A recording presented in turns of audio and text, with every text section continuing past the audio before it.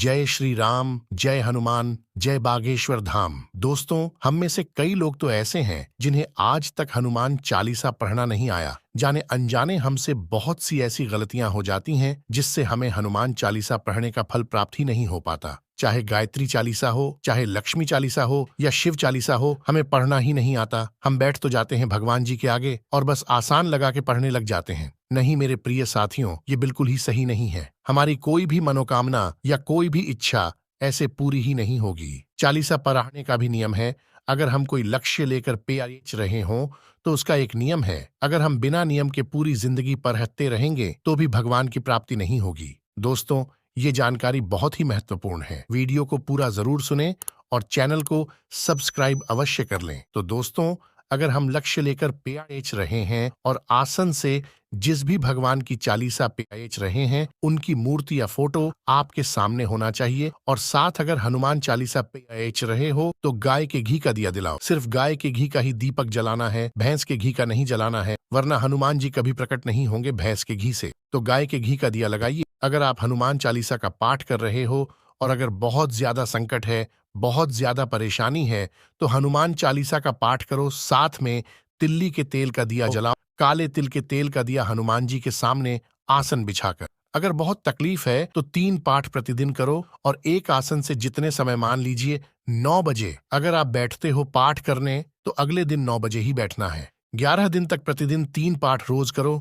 साथ में एक पानी का लोटा, कलश, तांबे के कलश में जल ले लो, अर्थात तांबे का लोटा हो, स्टील का लोटा हो, तुम्हारे पास जो कलश हो उसमें जल भरकर उसमें एक सिक्का डाल दें और साथ ही एक लौंग भी उसमें लोटे में डाल दें। फिर उसे प्लेट से ढक कर रख दो और फिर प्रतिदिन बस उसी समय पर बैठकर पाठ करें। 11 दिन पूरे होते ही जिस भी कामना से आपने पाठ करा है उसके बाद उसमें से वो सिक्का और लौंग कलश में से निकाल लो। उसके बाद जल का आचमन करो और जिस कामना के लिए आपने पाठ करा है वो जल उस प्रयोग में ले लो। जैसे अगर किसी से महत्वपूर्ण बात करने के लिए जाना है तो उस जल को पीकर जाओ।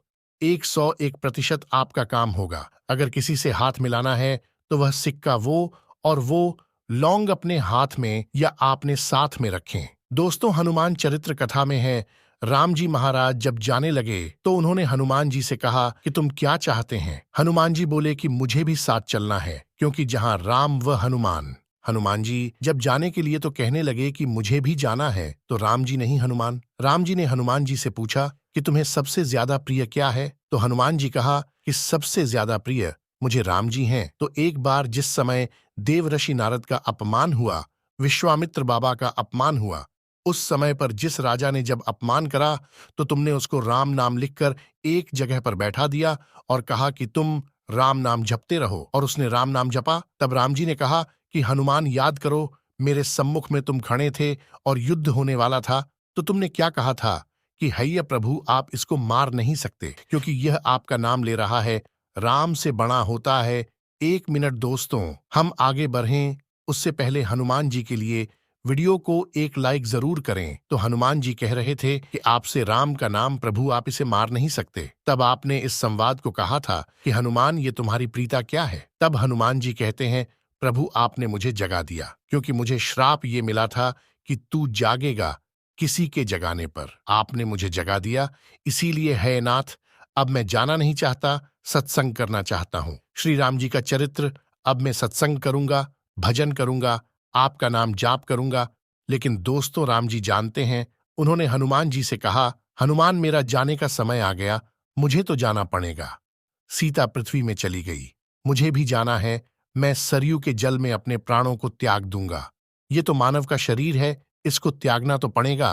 तब हनुमान जी बोले, हाय प्रभु, तो आप त्याग दें, त्यागना में क्या दिक्कत है, पर एक समस्या बहुत बड़ी है।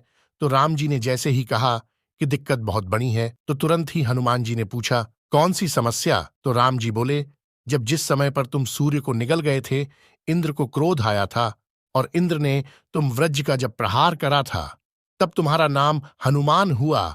तब सारे देवी देवताओं ने तुम्हें वर प्रदान करा। उस जगह पर यमराज भी खड़ा था, तो यमराज ने तुम्हें वर दिया था कि जहां हनुमान होगा वहां यमराज नहीं होगा। अब समस्या ये है कि मुझे प्राण त्यागना है और तुम मुझे 1 मिनट के लिए भी मुझसे दूर नहीं होते, तो यमराज आएगा कैसे। ये समस्या आ रही है। हनुमान जी मुस्कुरा के बोले, राम जी महाराज, मैं आपके बिना रह नहीं सकता।